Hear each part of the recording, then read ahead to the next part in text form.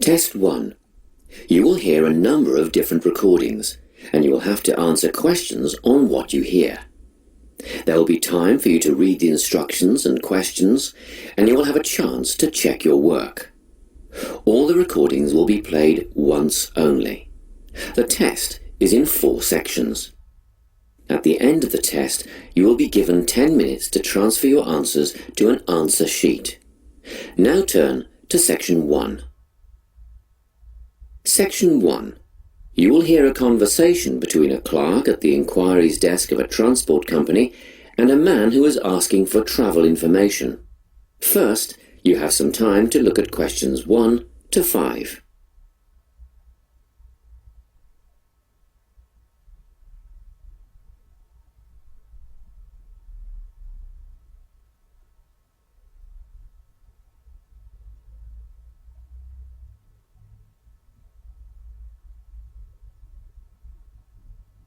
You will see that there is an example that has been done for you.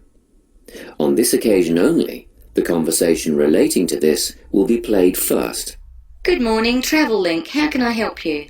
Good morning. I live in Bayswater and I'd like to get to Harbour City tomorrow before 11 a.m. Well, to get to Bayswater... No, I live in Bayswater. My destination is Harbour City. Oh, sorry, right. So that's Bayswater to Harbour City.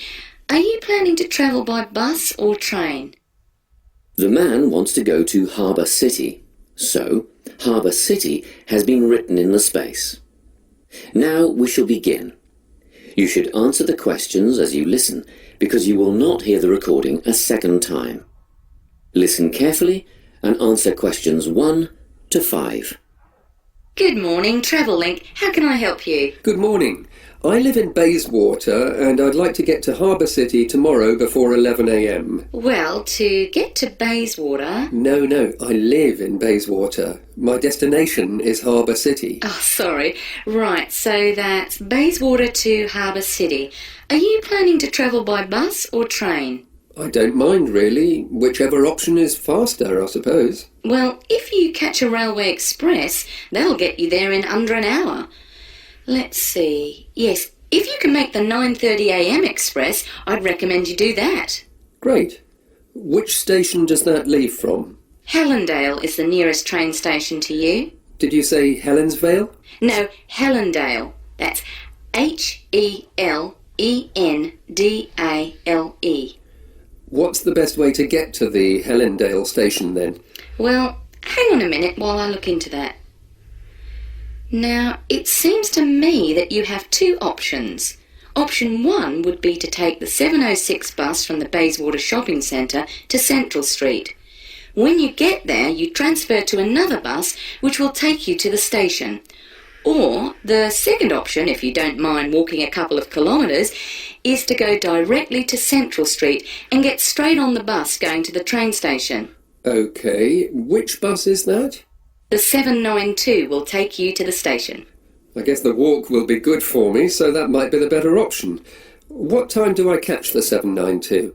There are 2 buses that should get you to the station on time, one just before 9 o'clock and one just after. But look, at that time of the morning it might be better to take the earlier one, just in case there's a traffic jam or something. The 8:55 is probably safer than the 9:05. Yeah, I don't want to miss the train, so I'll be sure to get on the 5 to 9 bus. Before you hear the rest of the conversation, you have some time to look at questions 6 to 10.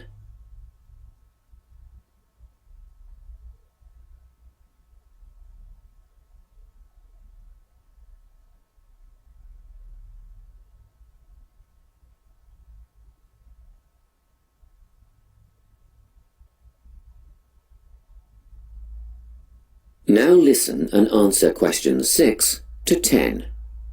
By the way, how much will I have to pay in fares? Well, you can get a ticket on the bus for $1.80 cash, and you'll need $10 each way for the train. Wait, do you have a Travel Link card? No, but I can get one before tomorrow. OK, well that'll make it considerably cheaper then. The bus will cost $1.50 each way, and the train will be... The train to Harbour City will... Still costs $10 because you'll be travelling during peak hours in the morning, so no savings there, I'm afraid. However, if you could come back at an off-peak time... What does that mean? Well, if you could start your return journey before 5 p.m. or later than 7:30 in the evening... Actually, I wasn't planning on coming back till at least 8 o'clock anyway. Well, in that case, you can make quite a saving if you use your travel link card. You did say you were planning to purchase one, didn't you? Yes, I'll pick one up later today. Good. That would mean your return train journey would only cost you $7.15 with your card. Thank you. Is there anything else I can help you with? Actually, there is. Do you know if I can use the travel link card on ferries? If you're thinking of the Harbour City ferries that go back and forth between the North and South Bank, those are the commuter ferries, then yes. A one-way trip costs $4.50, but with your card you'd make a 20% saving and only pay $3.55. So $3.55 for the commuter ferry. What about the tour boats? You mean the tourist ferries that go upriver on sightseeing tours? No, they only take cash or credit card. They're not part of the Travel Link company. Oh, I see. I don't suppose you know the cost of a tour? In actual fact, I do, because I took a friend on the trip upriver just last week. We decided on the afternoon tour, and that was $35 each, but I understand that you can do the whole day for $65. Thank you. You've been a great help. My pleasure. Enjoy your day out. That is the end of section 1. You now have half a minute to check your answers.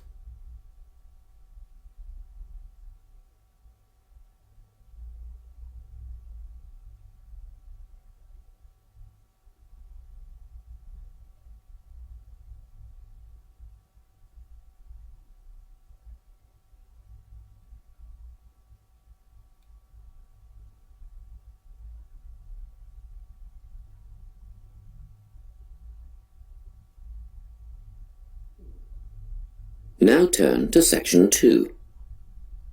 Section 2. You'll hear a guidance counsellor talking to a group of students. First, you have some time to look at questions 11 to 14.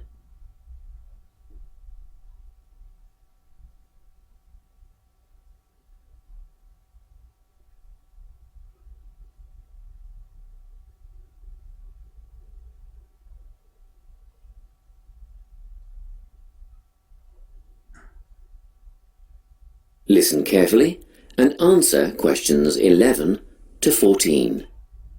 Hello everyone, I'm the Counselling Administrator here at St Ives College, and I've been asked to come and talk to you about our counselling team and the services that we offer.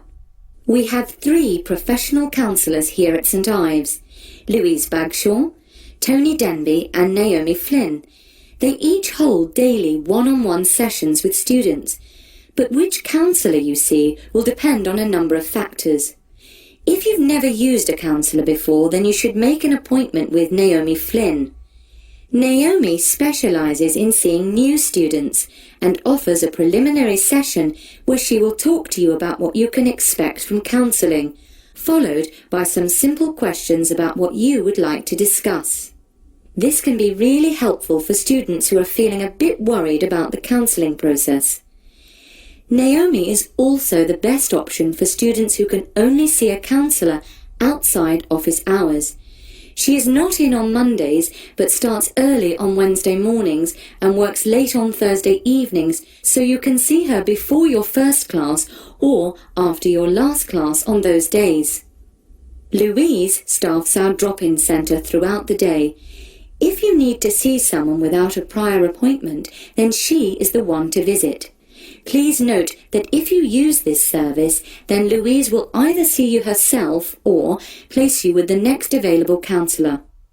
If you want to be sure to see the same counsellor on each visit, then we strongly recommend you make an appointment ahead of time. You can do this at reception during office hours or by using our online booking form. Tony is our newest addition to the counselling team. He is our only male counsellor, and he has an extensive background in stress management and relaxation techniques.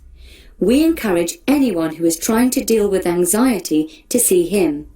Tony will introduce you to a full range of techniques to help you cope with this problem, such as body awareness, time management, and positive reinforcement. Before you hear the rest of the talk, you have some time to look at questions 15 to 20.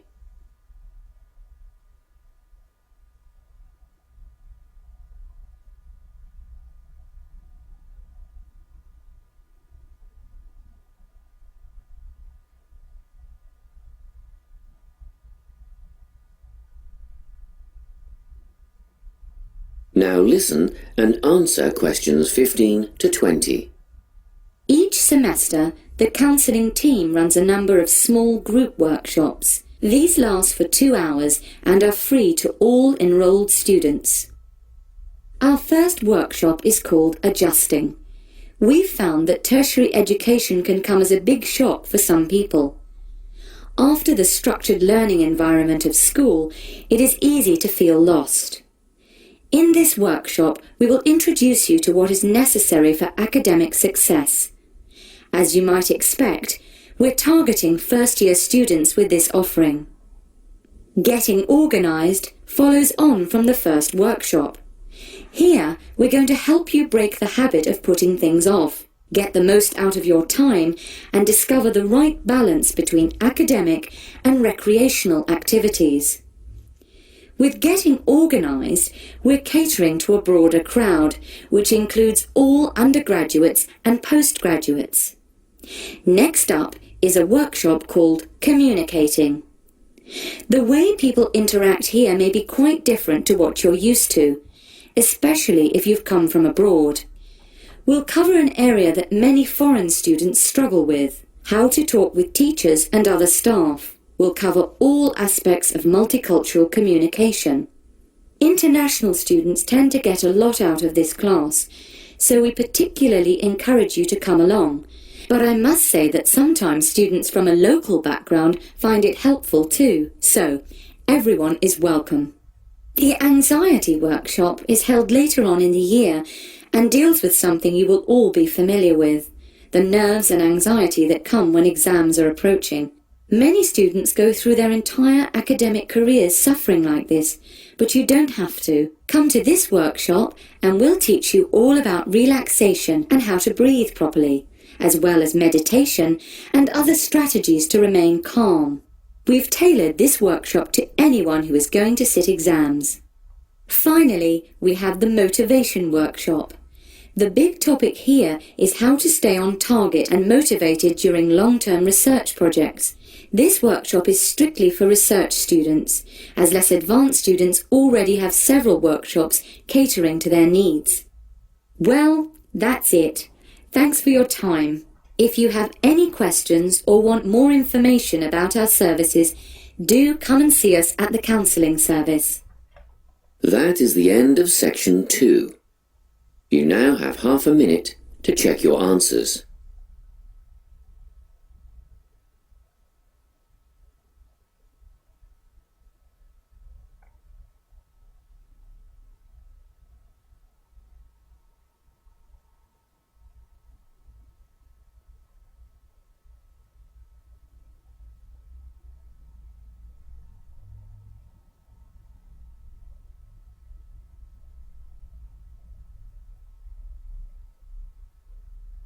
Now turn to Section 3. Section 3. You will hear a conversation between a tutor and 2 students who are preparing for an English literature test. First, you have some time to look at questions 21 to 24.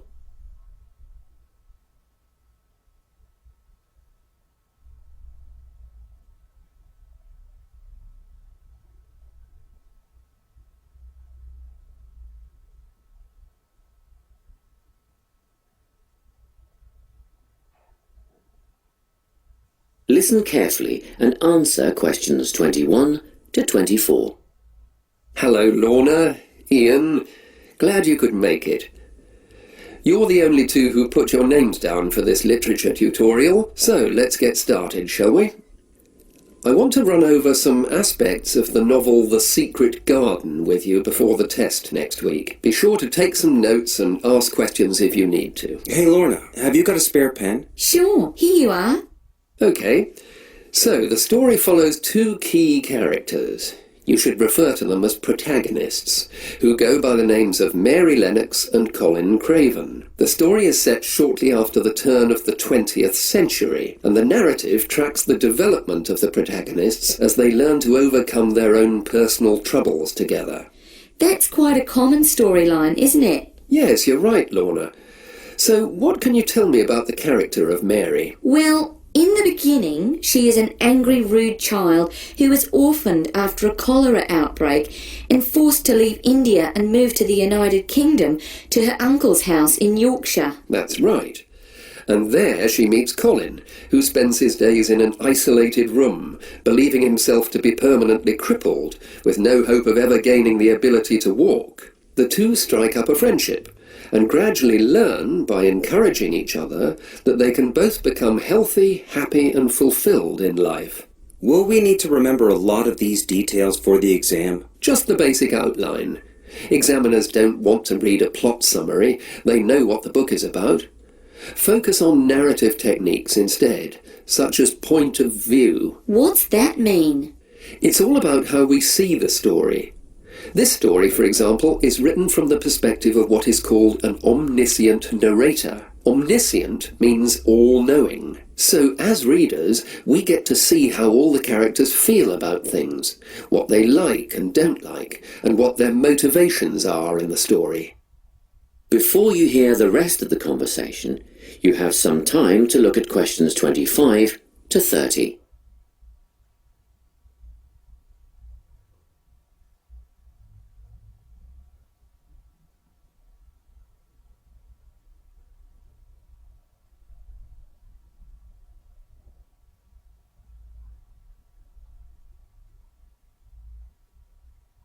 Now listen and answer questions 25 to 30. Won't it be hard to write a technical analysis? After all, it's a kid's book. Well, it was initially pitched at adults, you know. But over the years it has become seen as a more youth-orientated work. And you're right in a sense. The simple vocabulary and absence of foreshadowing make the story very easy to follow and ideally suited for children. But that doesn't mean there isn't much to analyse. Look at the symbolism, for instance. Symbols are things, right? Material things like objects that stand for abstract ideas. Absolutely, yes. And the author uses many of them. There's the robin redbreast, for example, which symbolises the wise and gentle nature that Mary will soon adopt. Note that the robin is described as not at all like the birds in India. Roses are used as well, as a personal symbol for Mistress Craven. You'll see they're always mentioned alongside her name, and Mistress Craven's portrait can also be interpreted as a symbol of her spirit. Are symbols just another name for motifs? No, motifs are a bit different. They don't have as direct a connection with something the way that a symbol does. Motifs are simply recurring elements of the story that support the mood. Are there any in this novel? Yes, two very important ones. The Garden of Eden is a motif. It comes up a few times in connection with the garden of the story. And then you've got the role that secrets play in the story. In the beginning, everything is steeped in secrecy, and slowly the characters share their secrets, and in the process move from darkness to lightness, metaphorically, but also, in the case of Colin, quite literally. His room in the beginning has the curtains drawn, and he appears at the end in the brightness of the garden. Anything else we need to know about? Yes. Nearly all novels explore universal concepts that everyone has experienced. Things like love, family, loneliness, friendship. These are called themes. The Secret Garden has a few themes that all centre on the idea of connections. The novel explores, for example, the way that health can determine and be determined by our outlook on life. As Colin's health improves, so too do his perceptions of his strength and possibility.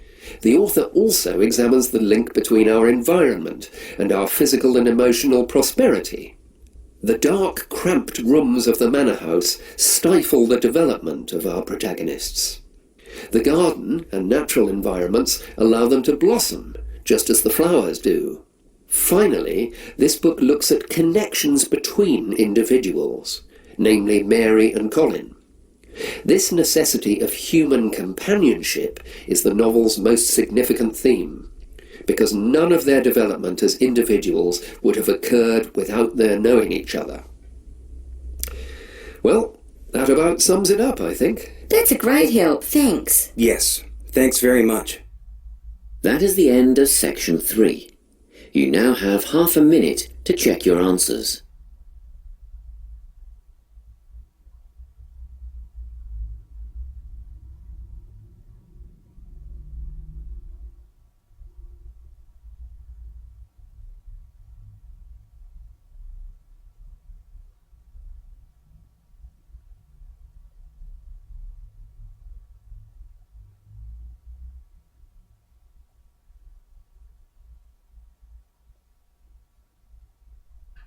Now turn to section 4.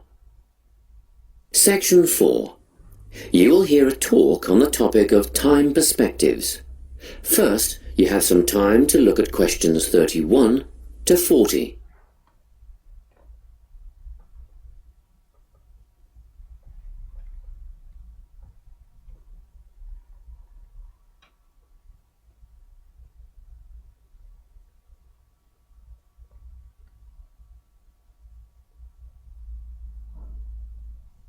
Listen carefully and answer questions 31 to 40.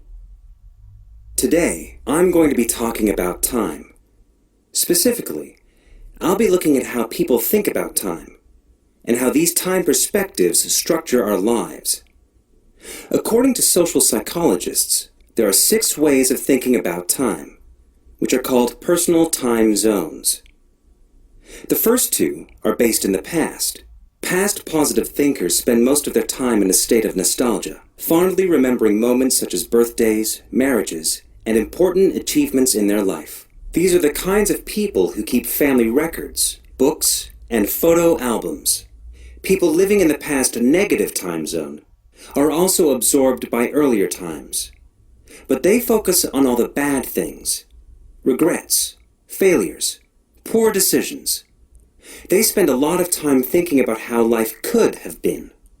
Then, we have people who live in the present. Present hedonists are driven by pleasure and immediate sensation. Their life motto is to have a good time and avoid pain. Present fatalists live in the moment too, but they believe this moment is the product of circumstances entirely beyond their control. It's their fate, whether it's poverty, religion, or society itself. Something stops these people from believing they can play a role in changing their outcomes in life. Life simply is, and that's that. Looking at the future time zone, we can see that people classified as future active are the planners and go-getters. They work rather than play and resist temptation.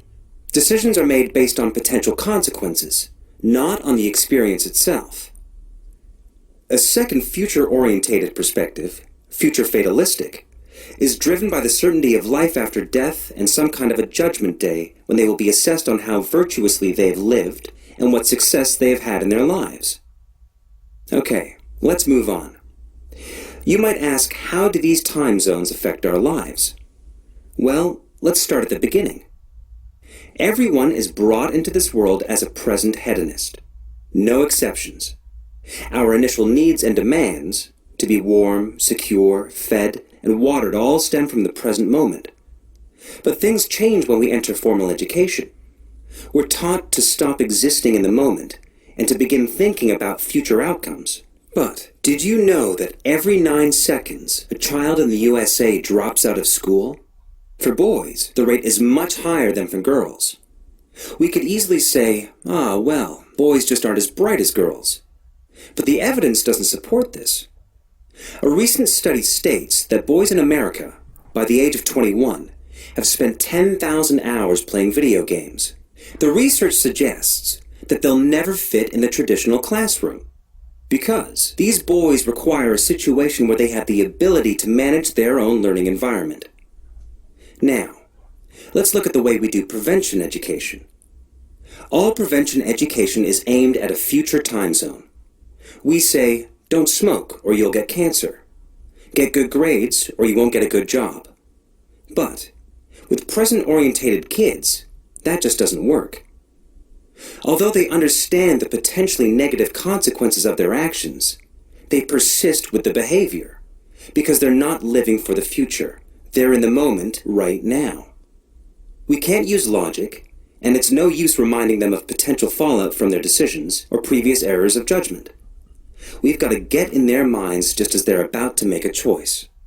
Time perspectives make a big difference in how we value and use our time.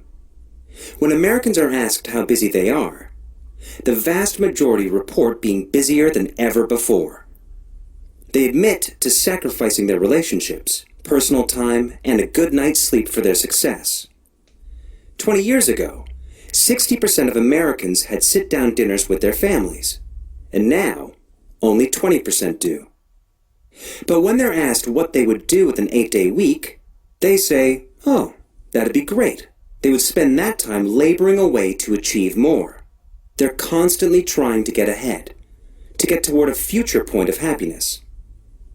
So, it's really important to be aware of how other people think about time. We tend to think, oh, that person's really irresponsible, or that guy's power hungry. But often, what we're looking at is not fundamental differences of personality, but really just different ways of thinking about time. Seeing these conflicts as differences in time perspective, rather than distinctions of character, can facilitate more effective cooperation between people and get the most out of each person's individual strengths. That is the end of section 4. You now have half a minute to check your answers.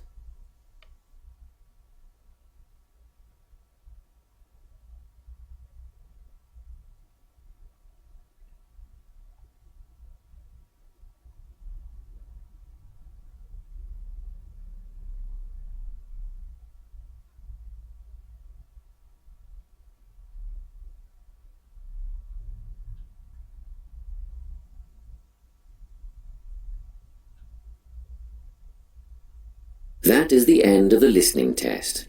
You now have 10 minutes to transfer your answers to the listening answer sheet.